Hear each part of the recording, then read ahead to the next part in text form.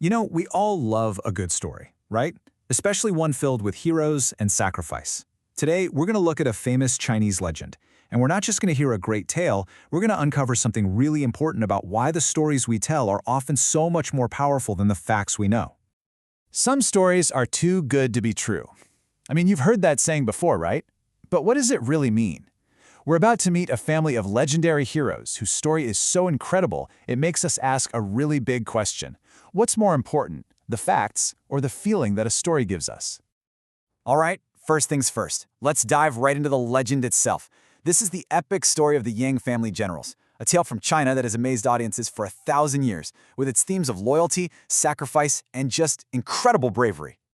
Okay, so this story is packed with amazing heroes. You've got Yang Yi, the head of the family, and his 7 brave sons.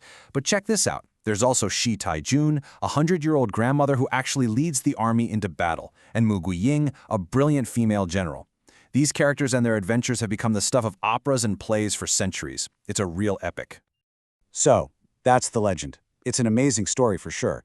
But what happens when we open up the official history books? Well, this is where things get really, really interesting. Okay, so just look at this. The difference between the legend and the history is, wow, it's huge. Mu Guiying, maybe the most famous female warrior in all of Chinese folklore? Yeah, it turns out she's fictional. The tragic battle where all the sons died, according to historians, it never actually happened. Even the heroic warrior grandma, Shi Taijun, there's no record of her. The gap here is just massive. And get this, the entire true story of the real Yang family in the official history books is told in just 2,500 words. That's it. So you have to wonder, right? If the real story is so short, where did all this other stuff, the epic battles, the incredible heroes, where did it all come from? And that's the big question we're looking at today.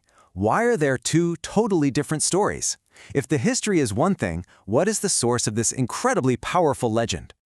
Now, the answer here isn't as simple as, one is true and one is a lie. It's much deeper than that. The answer is all about understanding two completely different worlds, a world with writing and a world without it. Okay, to really get this, we kind of have to travel back in time. We need to imagine a world that might feel really unfamiliar to us. Let's explore what's called an oral culture.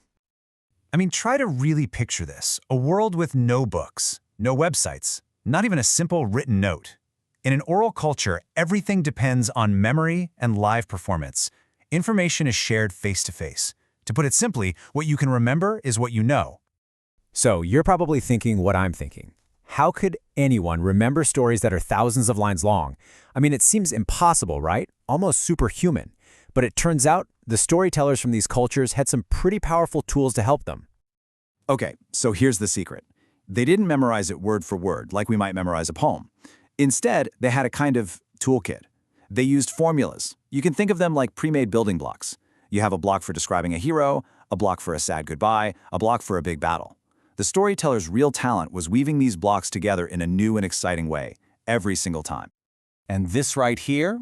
This is a perfect example of one of those formulas. It's a beautiful, standard description for a female warrior. A storyteller could learn this description just one time, and then they could use it for any warrior in any story. It's super efficient, a really powerful way to build a story right there on the spot. So, that's the world of spoken stories. It's flexible, it's alive, it's always changing. But everything, and I mean everything, changes when you introduce writing. So, let's look at the world of written words, because it plays by a completely different set of rules. So, in an oral culture, you live in what we can call the near. Your world is what's right in front of you. Your village, your town, the people you see every day. For a storyteller, the most important thing is that connection with the audience sitting right there. The story is alive, and it can change from one night to the next just to make the crowd happy. But with a written culture, you start to live elsewhere. Suddenly, truth isn't decided by your local storyteller anymore. It's decided by a fixed text, by a book. A book written by experts and authorities who could be hundreds of miles away. The truth isn't what your neighbor tells you, it's what the official record says. And this leads to a really important idea called the fixed version. In Chinese, it's dingbin. Once a story gets written down, the whole goal changes. It's not about entertaining an audience anymore. Now, it's about being accurate, about being faithful to that original text. The story stops changing. It's frozen.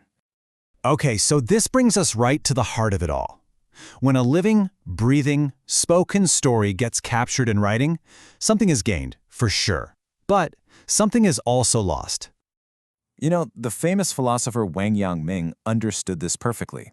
He said his teaching was like medicine. It's meant for a specific person at a specific time. You can't just use one prescription for every single illness, right? He worried that if you write his ideas down, that flexible advice becomes a hard, fixed rule that might not actually help anyone. He was afraid of losing the life in his words. And that leaves us with one last big question to think about. The legend of the Yang family? It isn't historically true, but it has this powerful living soul that has inspired people for 1,000 years. The history? Well, it's factually correct, but it's just a few pages in a book most people will never even read. So when a story is written down, does it gain truth? Or does it lose its soul? It's something to think about the next time you hear a story that just feels too good to be true.